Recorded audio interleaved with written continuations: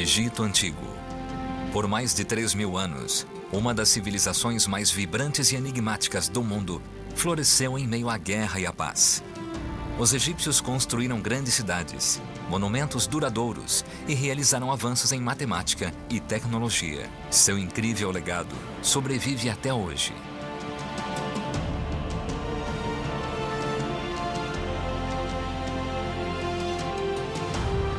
À medida que o país enriquecia, seus vizinhos tornavam-se mais ousados. Agora, os arqueólogos revelam a brilhante estratégia egípcia para repelir a ameaça estrangeira. Uma estratégia planejada por seu maior rei guerreiro, Tutmés III. Atacando o primeiro, Tutmés esperava ampliar seu império e estabilizar as fronteiras do Egito. Mas seu plano nunca foi testado. Seus generais estavam céticos e ele correu o risco de perder tudo. Mas seus inimigos não lhe deixaram escolha. Planeta Egito. Faraós em guerra. No ano 1457 a.C., o Egito encontrava-se em grande perigo. Os antigos aliados do país no Oriente Médio haviam unido forças para ameaçar as fronteiras do Egito. Mas o faraó Tutmés III e seus soldados não iam esperar o inimigo atacar. Eles deram o primeiro passo e dirigiram-se a Megido, uma cidade-fortaleza próxima ao Monte Carmelo, atual Israel. Lá, além das montanhas, os inimigos do faraó aguardavam-no para decidir o destino do Egito.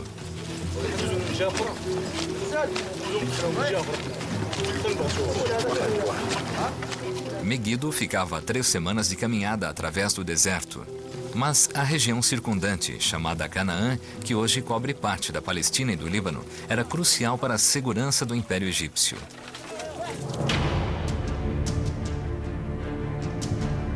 Os principados da região eram neutros ou estavam sob o controle do Egito. Até que os Mitanni, os mais fortes rivais do Egito, roubaram-lhe sua lealdade.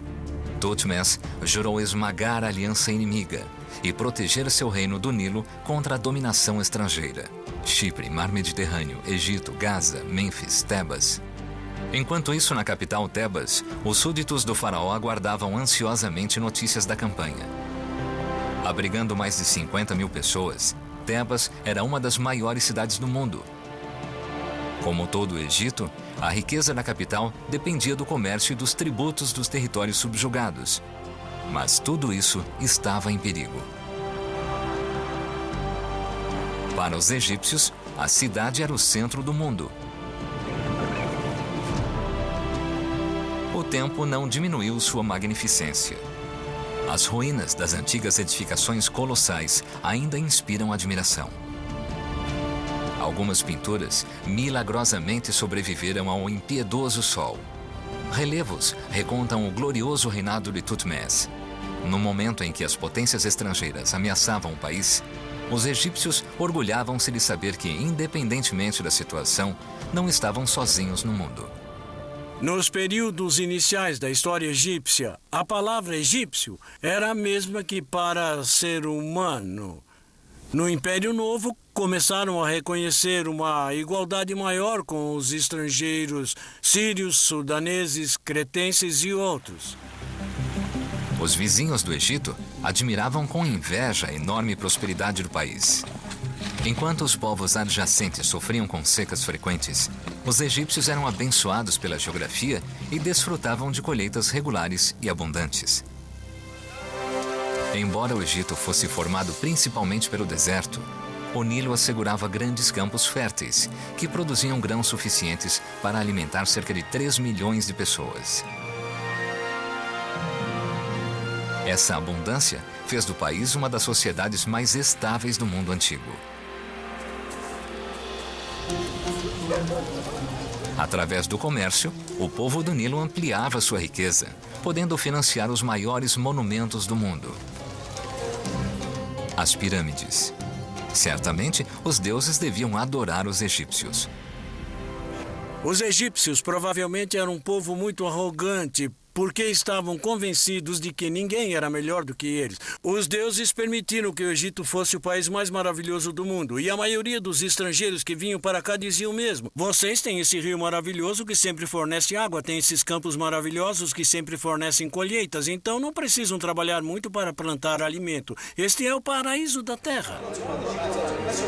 Thutmose cresceu em um mundo que não conhecia a fome nem a guerra. Ele subiu ao trono quando criança, após a morte prematura de seu pai.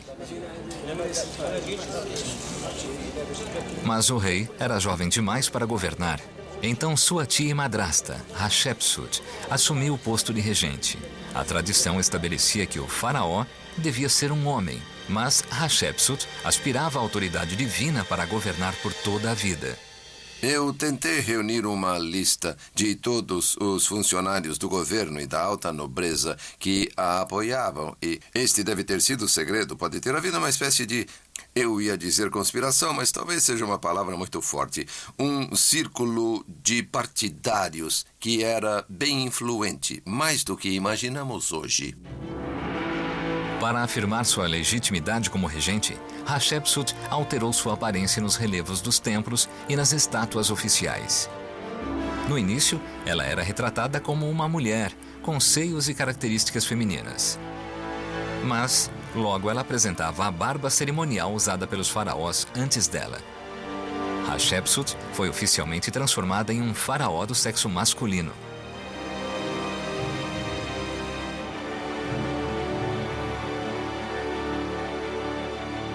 Apesar de Thutmose ser um rival em potencial, Hatshepsut empregou os melhores professores do país para o menino.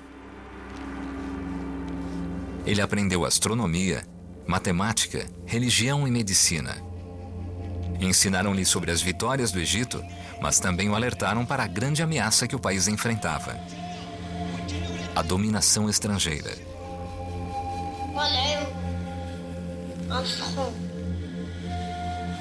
Apenas 2 séculos antes, uma tribo estrangeira havia assumido o controle do Egito para espanto dos egípcios. Eles sempre acreditaram que o Egito era invencível. Mas, em 1648 a.C., os Hyksos, um povo nômade da região nordeste, havia se mudado e os colonos tornaram-se invasores. Primeiro, conquistaram o delta do Nilo. Em seguida, invadiram o Baixo Egito, dividindo o império em 2 facções rivais.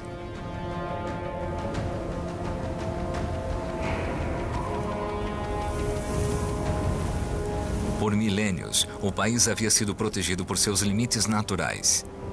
Desertos inóspitos ladeavam o império a leste e oeste, tornando a invasão quase impossível.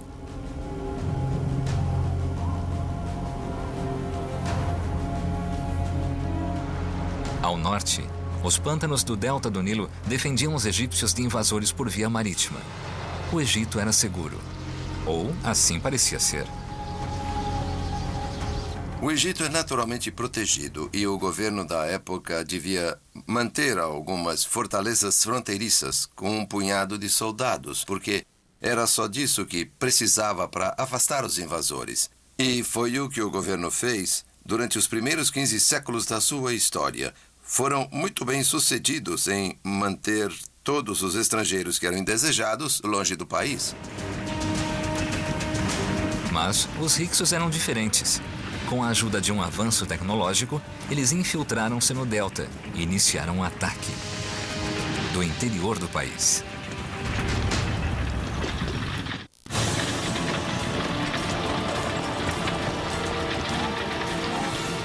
Para invadir o Egito, os Hyksos utilizaram uma nova e terrível invenção: a carruagem. Com esta tecnologia superior, eles conduziram as milícias egípcias para a região central. Os egípcios não conseguiram repelir o ataque fulminante, mas lutaram bravamente para recuperar seu lar. O rei Seqenenre-Ta, um antepassado de Thutmose, travou uma batalha inútil contra os Hyksos. Ele provavelmente foi morto em combate com um machado de guerra. Isso com certeza deve ter abalado o ego dos egípcios, porque foram invadidos por essas pessoas que eles desprezavam. E foi uma invasão bem-sucedida que durou 108 anos. E isso foi um golpe em seu orgulho e em sua visão de mundo. Após o rei Seqenenreta, Ahmose, o governante de Tebas, finalmente acabou com a dominação estrangeira. Arqueólogos remontaram este relevo, o único relato da vitória de Ahmose sobre os Hyksos. Ahmose tinha aprendido com seus inimigos e vencera-os em seu próprio jogo, construindo carruagens de guerra para expulsar os invasores de seu país. Ahmose reunificou o norte e o sul do Egito, criando o que hoje é conhecido como o Novo Império, quando os faraós juraram restaurar a glória do Egito e enfrentar todas as ameaças estrangeiras. Mas no Oriente Médio, um novo povo ganhava força, os Mitanni, uma tribo guerreira mais formidável do que os Hyksos e que estava em busca de expansão. Megido, Canaã, Gaza. Os Mitanni tentavam enfraquecer a influência do Egito no Nordeste e para isso se aliaram aos governantes da região de Canaã, que desprezavam a tributação do Egito.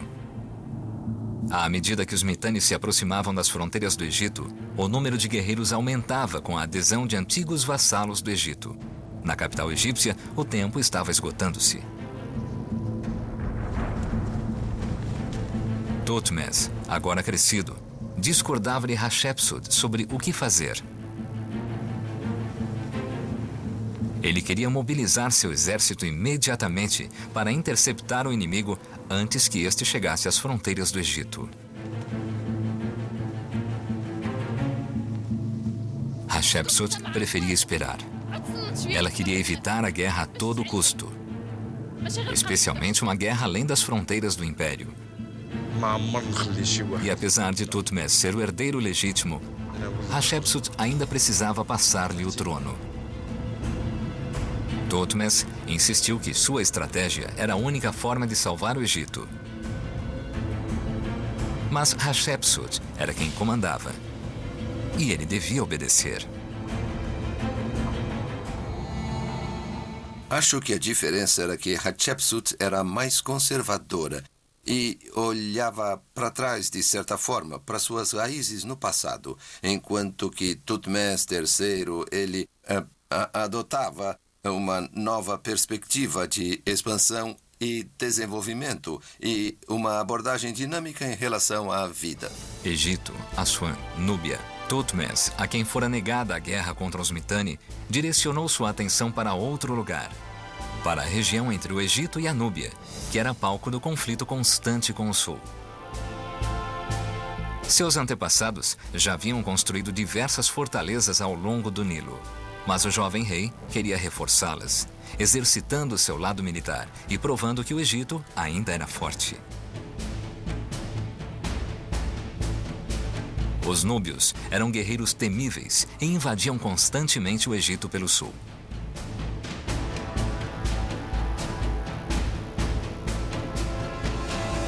Hoje, a maioria das fortalezas fronteiriças do Egito desapareceu. Suas ruínas foram cobertas em 1960, quando a barragem de Assuã criou o Lago Nasser.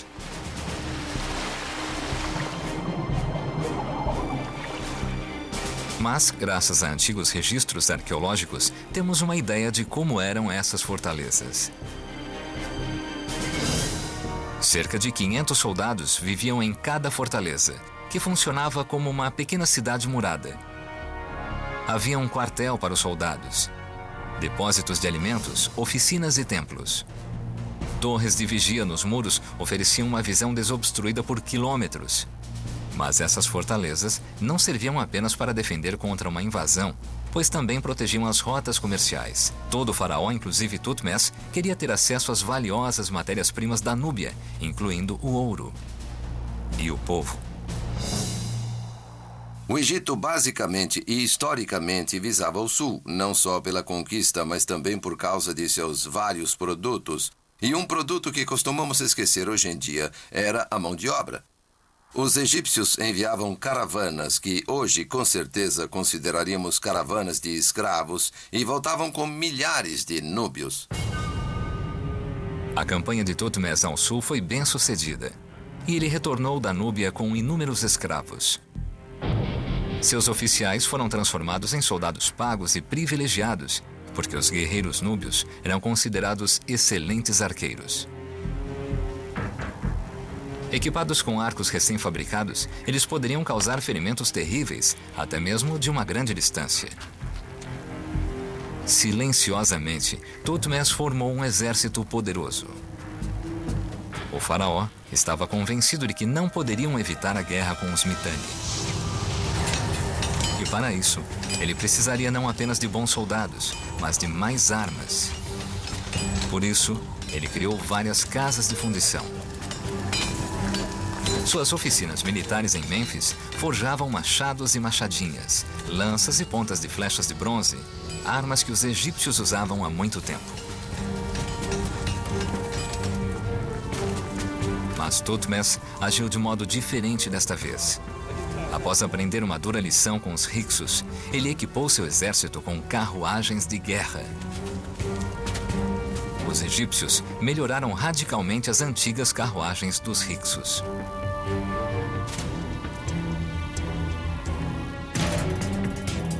Sabemos como eram essas carruagens através de ilustrações nas paredes dos templos egípcios.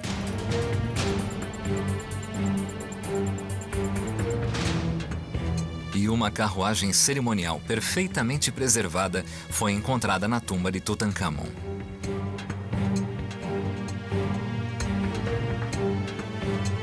Ela demonstra em detalhes como os egípcios construíram suas máquinas de guerra. Eles construíam um chassi com madeira arqueada. Raios extras reforçavam as rodas.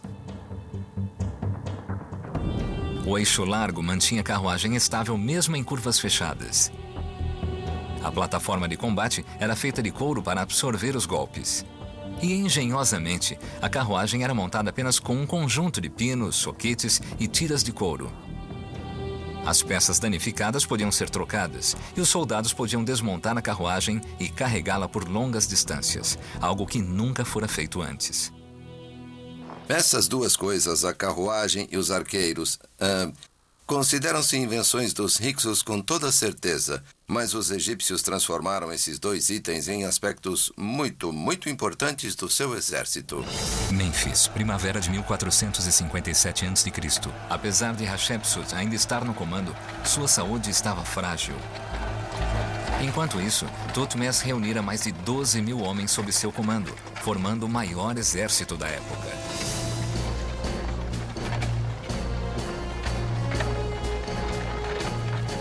E agora, ele podia finalmente agir, pois o faraó recebera notícias importantes. Hatshepsut havia falecido. Tutmés aproveitou o momento, por si mesmo e pelo Egito.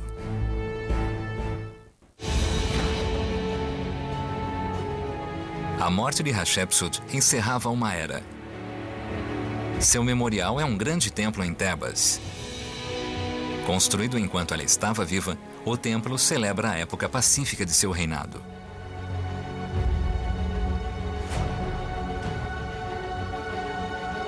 Seus navios partiram para terras distantes e retornaram com madeiras exóticas, ouro e escravos.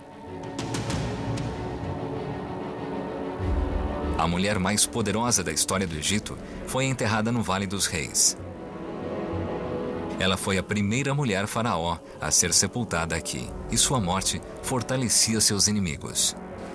O mundo inteiro ficou sabendo, afinal havia comunicação na época, e assim ficou parecendo para aquelas forças que queriam atacar o Egito, que era a hora certa.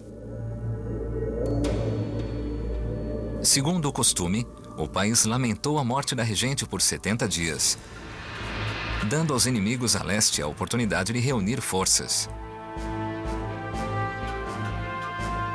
Uma poderosa coalizão de príncipes inimigos reuniu-se próximo a Megido, pronta para atacar a oeste. Durante anos, Thutmose havia falhado em tomar medidas contra a ameaça asiática. Agora, ele precisava agir rapidamente para impedir o inimigo de atacar primeiro. O faraó liderou seu exército em direção nordeste.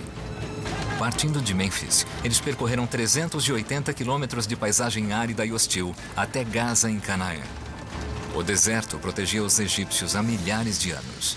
Agora, eles precisavam atravessá-lo. Os egípcios formaram uma coluna gigantesca.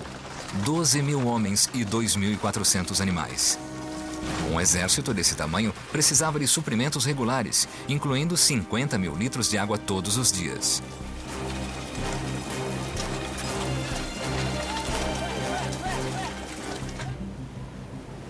Até recentemente, ninguém sabia como eles haviam conseguido. Mas novas descobertas revelam um nível de perspicácia e planejamento que os egípcios empregavam nessas campanhas. Placas de pedra em antigas rotas e milhões de fragmentos de cerâmica encontrados ainda hoje em partes remotas do Saara revelam rotas comerciais esquecidas. Aparentemente, grandes caravanas percorriam os 210 quilômetros que Thutmose cobriu para chegar à Palestina.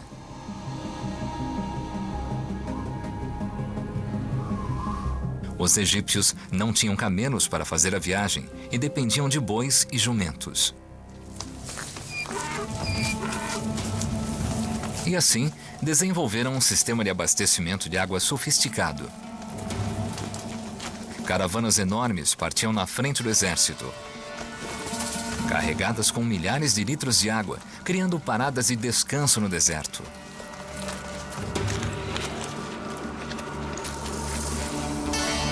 A cada 65 quilômetros, essas unidades avançadas forneciam às tropas egípcias de alimentos a bebidas vitais.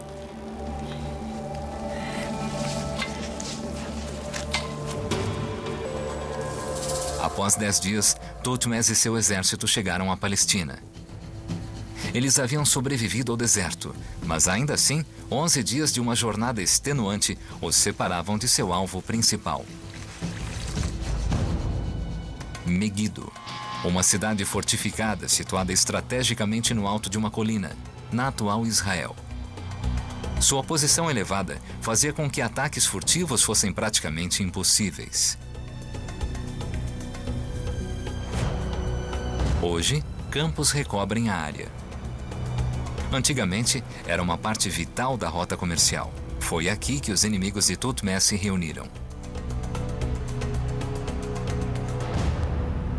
Quem vivia aqui em Megido podia comandar o Vale de Jezreel.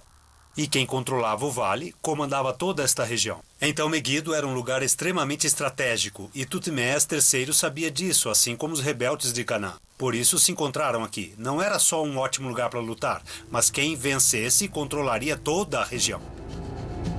O exército de Thutmose estava a apenas 35 quilômetros de Megido, mas agora o Monte Carmelo estava em seu caminho. O faraó tinha 3 opções. Ele podia circundar as colinas escarpadas, seguindo a norte ou a sul, acrescentando 2 dias à marcha. Ou podia tentar atravessar o monte diretamente.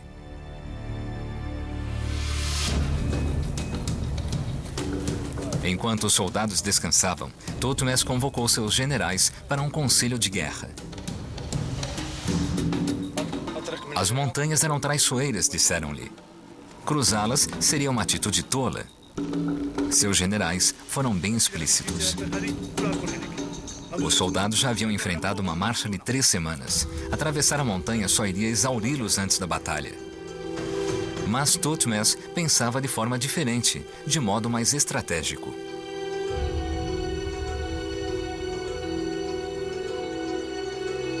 O plano de ação do faraó naquele momento crucial foi imortalizado nas paredes do templo de Karnak.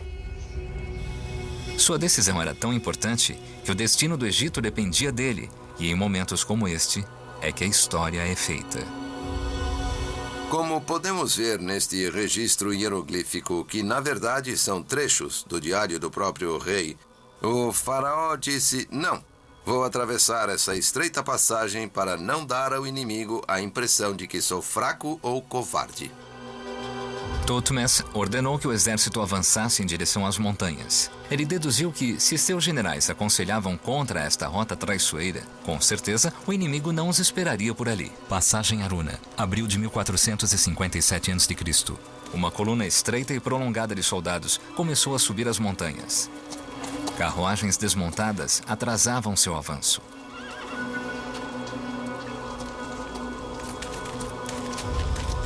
Enquanto escalavam as rochas, os soldados estavam vulneráveis a ataques. Mas Thutmose sabia que era tarde demais para voltar atrás. Não havia tempo para mudar de ideia. Seus homens obedeciam sem questionar, mas certamente alguns acreditavam que estavam marchando para a morte. O faraó suspeitava que o líder inimigo, o rei de Kadesh, posicionara suas tropas ao longo das rotas ao norte e ao sul de Megido, e só podia esperar que o rei tivesse deixado a rota na montanha livre. Os soldados egípcios enfrentavam mais dificuldades à medida que a passagem da montanha se estreitava cada vez mais. A qualquer momento, as forças da coalizão poderiam atacar. O percurso parecia quase intransponível. Os soldados mal avançavam.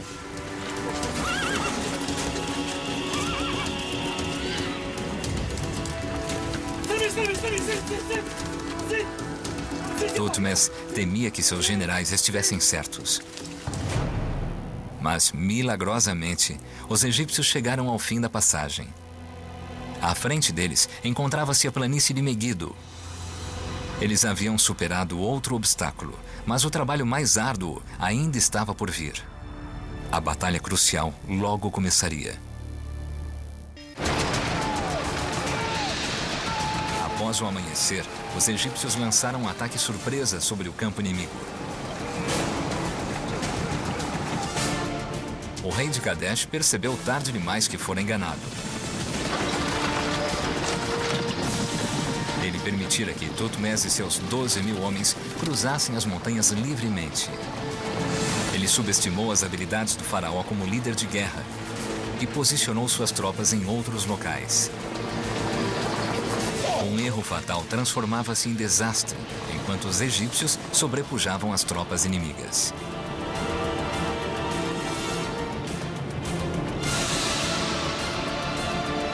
Sem tempo para obter reforços, a coalizão cananeia foi forçada a recuar. O rei de Kadesh aguardou o momento certo para seguir suas tropas em fuga e ficar em segurança.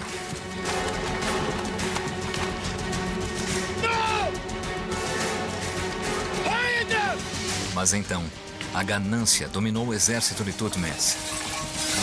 Em vez de perseguirem o inimigo, os soldados egípcios saquearam o acampamento.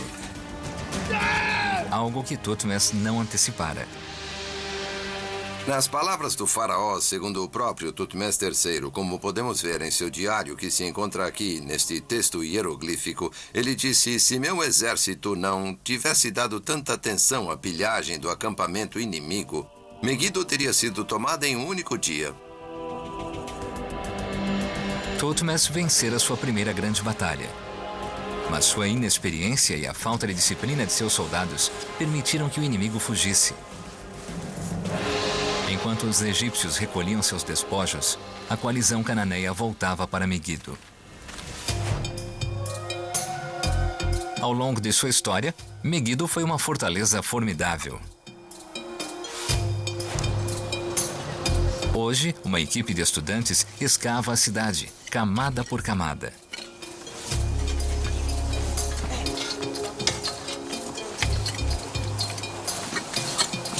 Eles cavam a areia de milhares de anos de civilização até chegarem às fundações da cidade na época de Thutmose III.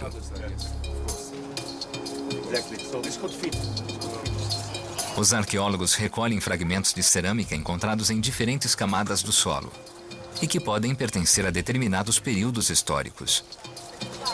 Quando encontrarem as fundações que remontam a 3.000 anos, poderão reconstruir a fortaleza e as edificações de seu interior.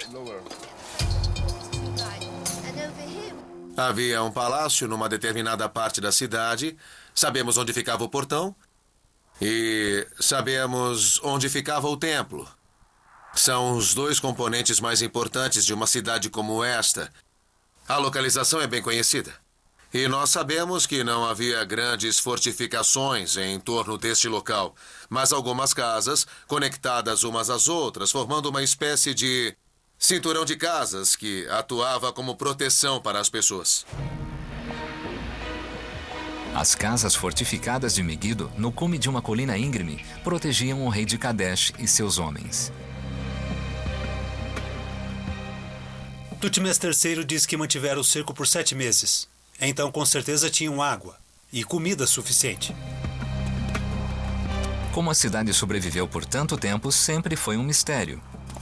Até que os arqueólogos descobriram as ruínas de um sofisticado sistema de abastecimento. Um túnel enorme cavado na montanha fornecia água à cidade. Mas, eventualmente, Tutmés e seus homens dominaram Megido.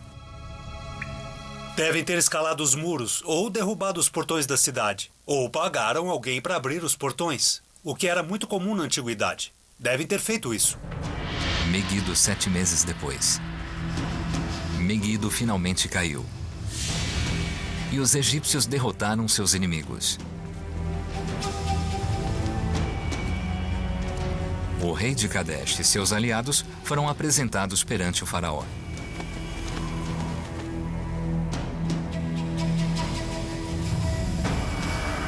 Era hora de Tutmés demonstrar suas habilidades como estadista e encontrar uma forma de governar o território conquistado, que ficava tão longe de sua capital, Tebas.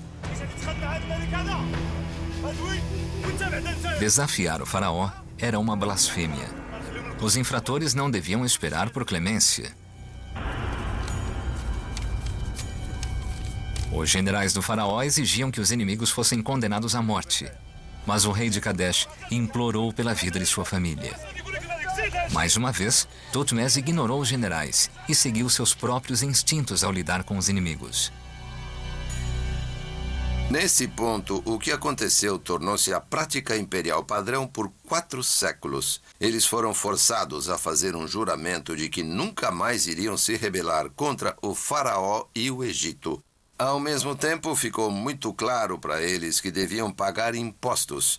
O mesmo tipo de imposto que os camponeses egípcios tinham que pagar sempre que o faraó ou então seus ministros cobravam. E, finalmente, eles foram obrigados a desistir de seus filhos. Tutmés poupou a vida dos líderes rebeldes, mas enviou seus filhos para o Egito como reféns. Eles seriam a garantia de que seus pais nunca mais desobedeceriam às ordens do faraó. No Nilo, eles seriam criados como egípcios. As meninas ficariam no Egito. E os meninos um dia voltariam à sua pátria como reis vassalos, a serviço do faraó. Como egípcio, se tentasse conquistar esta região, faria muito mais sentido capturar as cidades e, em seguida, transformá-las numa cidade egípcia, uma fortaleza egípcia, e governá-la. E foi o que fizeram. Governaram esta área, controlaram Canaã pelos próximos 300 anos. A partir de cidades como Jerusalém, como Megido, como tantas outras, faz todo o sentido. Por que iria destruí-la, se faz muito mais sentido ocupá-la? Tutmés voltou para casa vitorioso, provando ser um faraó digno e um general poderoso.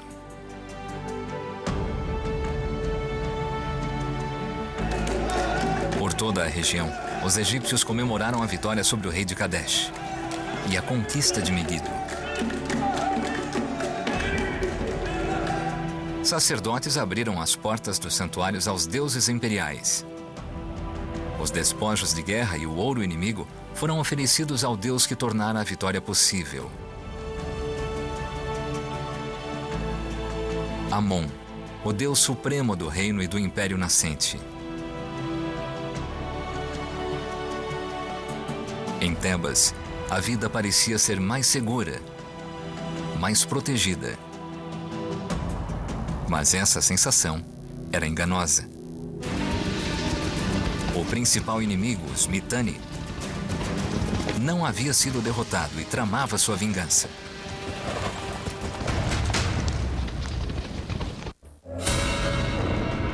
Thutmés conquistara Megido e destruir a coalizão inimiga.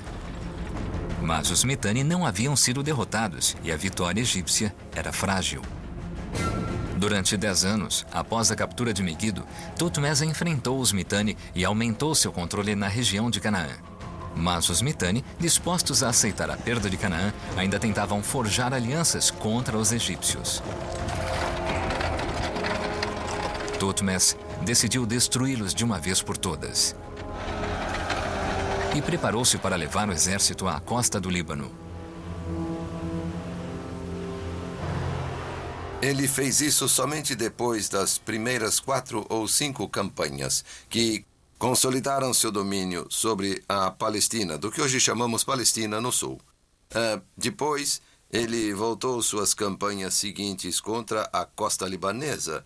E para fazer isso seria muito mais útil e talvez até mais fácil embarcar o seu exército e enviá-lo pelo mar. Registros antigos mostram que Thutmés planejou uma campanha terra-mar contra os Mitanni, mas os arqueólogos não estavam convencidos de que ele conseguira. Apesar das imagens e inscrições, não havia prova arqueológica de que os egípcios podiam construir navios de mar. Mas há alguns anos, próximo ao Mar Vermelho, pesquisadores descobriram ruínas de um porto marítimo egípcio. Um dos 2 únicos portos que foram descobertos. Uma rede de pelo menos 8 galerias cavadas profundamente em um coral fossilizado. Era a primeira evidência concreta de que os egípcios não só podiam navegar pelo rio Nilo, mas também pelo mar aberto.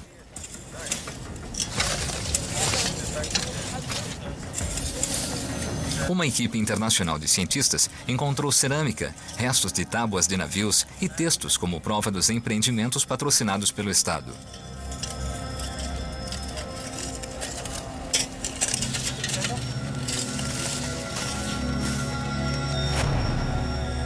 Mas as cavernas guardavam uma surpresa ainda maior.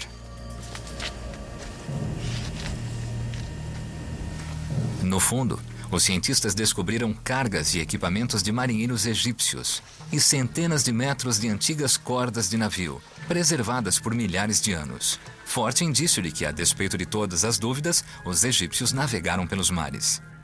Os egípcios construíram navios de carga que eram capazes de realizar viagens longas centenas de anos antes de Thutmés III. A arqueóloga marinha Cheryl Ward escavou seções de tábuas de madeira. Vamos erguer. Assim. Ela precisa de apenas alguns fragmentos da popa para reconstruir o navio inteiro. Os navios eram muito mais resistentes e maiores do que os barcos usados no Nilo.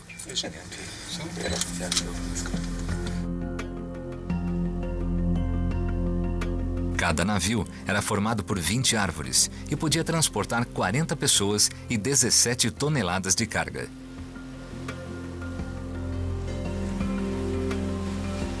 Com velas de 15 metros de largura, o navio podia viajar a 12 km por hora, 3 vezes mais rápido do que os jumentos em terra. Outra razão para este pedaço de madeira ser especial é que ele tem bons exemplos da forma como os egípcios construíam seus navios. Eles usavam grandes pedaços de madeira, que chamamos de espigas, e que se encaixavam em buracos feitos nas pranchas. Aqui podemos ver as extremidades de cada espiga, que funcionavam em pares. Então imagine outra prancha presa aqui ao lado com grandes pedaços de madeira, segurando tudo. Aqui também encontramos o que chamamos de ligadura. Eram tiras de cobre que passavam por aqui como uma fita, prendendo a extremidade de outra prancha. Então a costura entre essa prancha e a quilha ficava muito bem presa. Este tipo de construção permitia que os navios fossem desmontados facilmente, como as carruagens egípcias.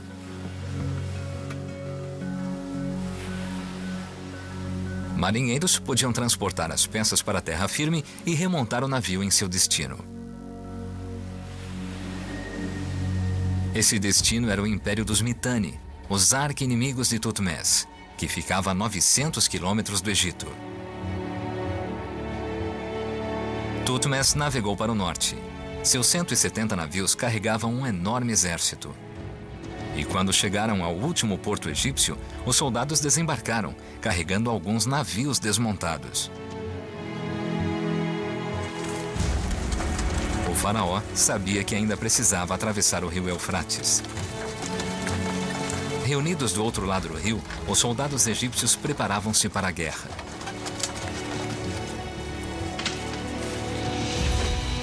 Mas a grande batalha que os egípcios esperavam nunca aconteceu, pois os Mitanni recuaram para as planícies asiáticas. Thutmose destruiu muitas de suas cidades, anexando o território e declarando vitória.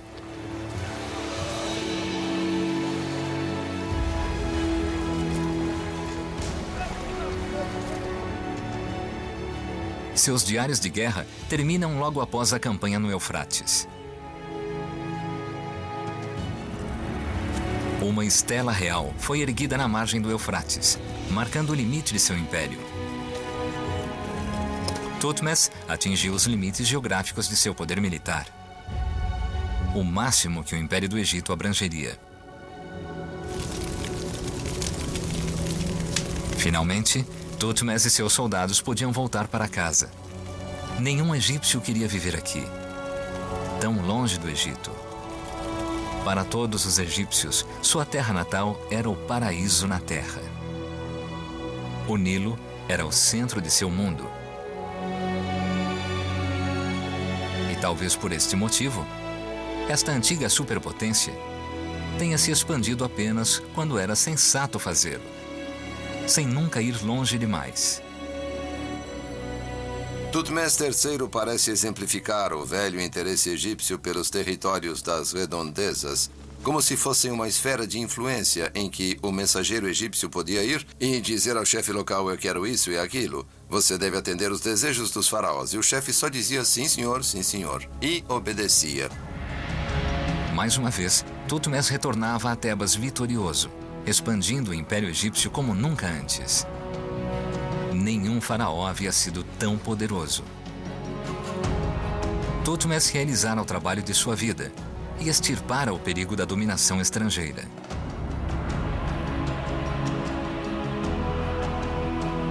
Para agradecer aos deuses por suas vitórias, ele ergueu o templo de Karnak e decorou as paredes com imagens de animais e plantas exóticas que encontrara durante suas campanhas. Como todos os seus antepassados, Thutmose é retratado como o conquistador de seus inimigos. Mas, no reino em expansão, os egípcios começaram a ver os estrangeiros de forma diferente. Talvez não como iguais, mas pelo menos como seres humanos. Eles eram considerados quase que compatriotas, e podemos ver isso na religião egípcia, nas características mutáveis da religião egípcia.